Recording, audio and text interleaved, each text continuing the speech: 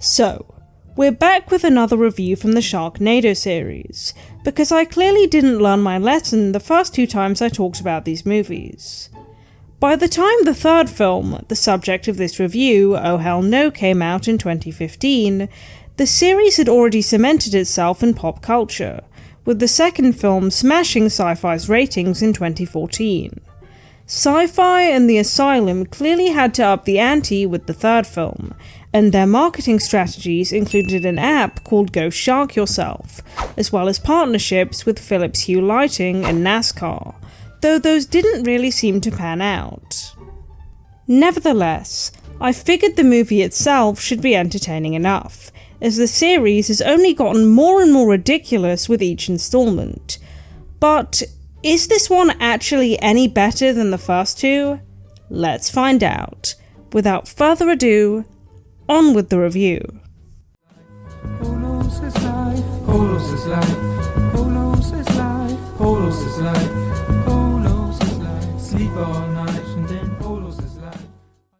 The film opens with a title card parodying James Bond, and we see Finn Shepard being very dramatically escorted to the White House.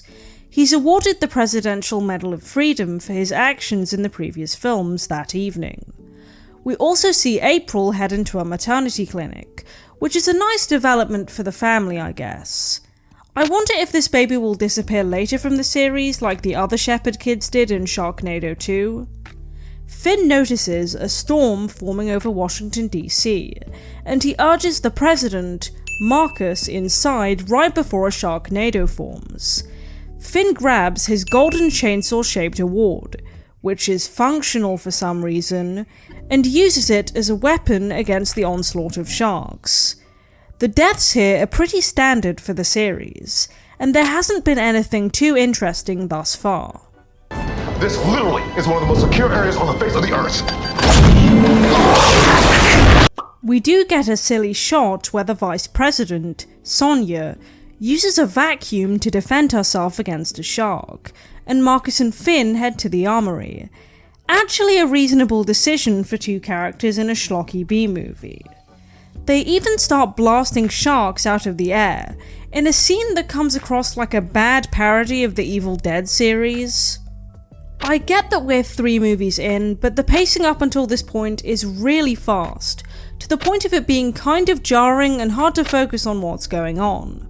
The 4 protagonists of this sequence, which also includes Finn's brother-in-law from the last film, Martin, then head to a green screen set and see the Sharknado behaving strangely. Can it do that? Looks like the rules have changed. Thanks for explaining the laws of sequels, movie. After some opening credits, we see the return of Claudia Shepard, who has been recast from Aubrey Peoples to Ryan Newman since her last appearance. She's joined by her mother and grandmother May, portrayed by Bo Derek. They're visiting Universal Studios and separate, and we get a lot of B-roll, including one of a shark-themed exhibit. Claudia meets up with her friend Jess, portrayed by the YouTuber Blair Fowler, also known as Juicy Star 07, although Jess decides not to get on the now-defunct Hollywood Rip Ride rocket, which closed about a month ago at the time of this video's production. They use shots from the ride's actual camera here, which looks a bit odd given the difference in camera quality compared with the previous shots. This guy called Billy, who sits next to her, introduces himself, although Claudia forgets her phone at the ride when she leaves. On the drive to Florida, Finn listens to a radio broadcast of people blaming him for the Sharknado, as he always seems to survive them. However, his journey is interrupted by a newly formed Sharknado. Nova? Hey, Finn. Fancy seeing these guys here. These 2 are Nova, a barmaid from the first movie who Finn saves by diving into a shark, and her partner Lucas, played by Frankie Muniz, who actually appeared on the channel before in my review of Asian Cody Banks. We have a whole reunion moment, which is a bit passive-aggressive, as Nova was implied to have unrequited feelings for Finn in the original movie. To make a long story short, Nova and Lucas have been tracking Sharknadoes in a weapon-stacked caravan since the first one formed, saving civilians along the way. Next, we see a shark slide down a pool slide in Orlando to attack people. Am I supposed to think that it did that consciously? Not this guy again! God, these movies have not aged well, have they? The trio travel to an Air Force base, where they realise that several Sharknadoes will soon combine into a massive Sharknado. As the storm arrives, Nova and Finn scramble to a fighter jet, while Lucas loses both his arms and both his legs to the sharks, while detonating a bomb to take down the Sharknado. It seems to work, so he didn't die for nothing, I guess. What a waste of a celebrity cast member! Nova and Finn follow and destroy Sharknado heading towards a NASCAR race, although their jet crashes into Universal Studios after being hit by one of the dissipated sharks. The pair survive, and an old guy asks Nova to take his photo by the shark exhibit. Time and place! The shark is then revealed to be a real shark, which, of course, eats him. April goes looking for Claudia at the Hollywood Rip Ride rocket, as that's where her phone's GPS is located, and we see Jedward on the ride. I never really hear much about these guys nowadays, so it's kind of crazy being reminded that there was a period of time where they were literally everywhere. Anyways, Claudia's friend group is attacked by sharks, leading to Jess's death, and Finn heads to the Hollywood Rip Ride rocket himself. The shark sneaks up the roller coaster track and attacks the maintenance guy, trapping Finn and setting the ride off, which separates him from his family again before they're reunited immediately. It's just a yo-yo trip with these films, right?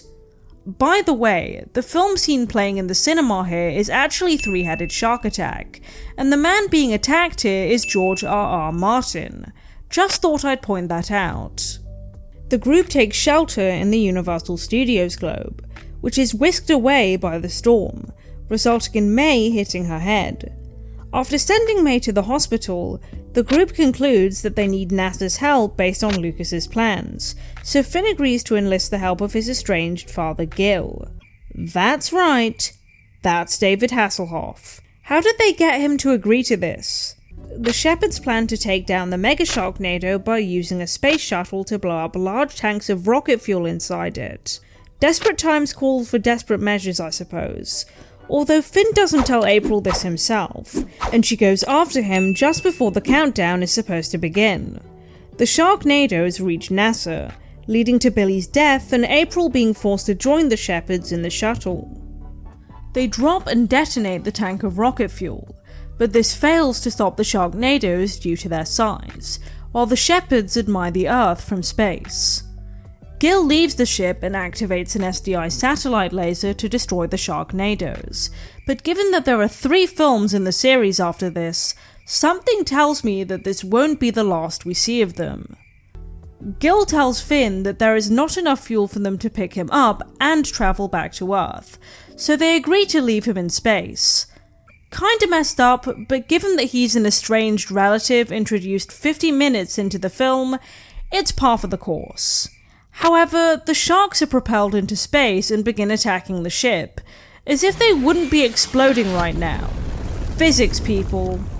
Finn then pulls out, I shit you not, a lightsaber chainsaw to fight off the sharks with. I am both scared and curious to see how the later films top this. April is eaten by a shark, so Finn tries to pull off the freeing someone from the inside out trick as the sharks plummet to Earth, and we even get footage of Finn inside the shark.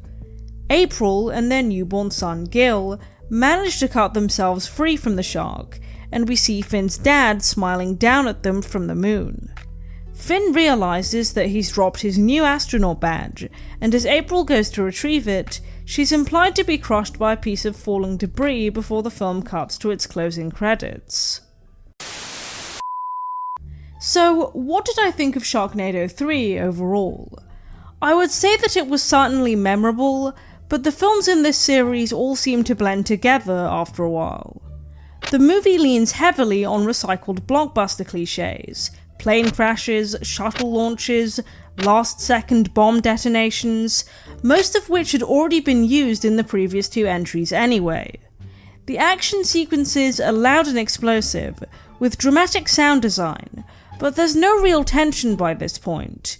You can figure out who's going to live or die about 5 minutes after meeting a character, and every impossible situation is met with an even more ridiculous solution. In terms of continuity, Nova's return after being absent in Sharknado 2 is welcome, though she ends up being underused, as do Claudia and even the grandparents. April, being pregnant for most of the film, could easily have been given more focus to raise the stakes organically and increase audience concern for her safety. Finn, meanwhile, continues to carry the narrative through his archetypal hero role, but there's little actual development beyond that. The sheer volume of cameos, from Jedward to random television presenters, gets grating after a while. Most feel gimmicky and forced instead of adding anything meaningful to the story's universe. Honestly, I wish we saw more of Jedward, as they were featured in a lot of the film's promotional material. Story-wise, Sharknado 3 repeats the same formula as the earlier films. The Shepherd family gets separated, then reunited, then separated again. The action sequences quickly blur together, with endless variations of sharks attacking landmarks or popping up in increasingly implausible places. So, overall, Sharknado 3, Oh Hell No, is bigger and somehow even stranger than the first 2 films, but it doesn't really feel fresher. The series had already become predictable by this point, with the action being so overblown that it loses any sense of tension. That said, it still delivers on the sheer absurdity that gave this franchise a cult status in the first place. Well, that's all for this video. Don't forget to like and subscribe, and as always, thanks for watching. The blue and green ones are my favorite kind, but I'll eat the colored ones from time to time. Cause Polos is life, Polos is life, Polos is life, Polos is life, Polos is life, Polos is life. Sleep all night.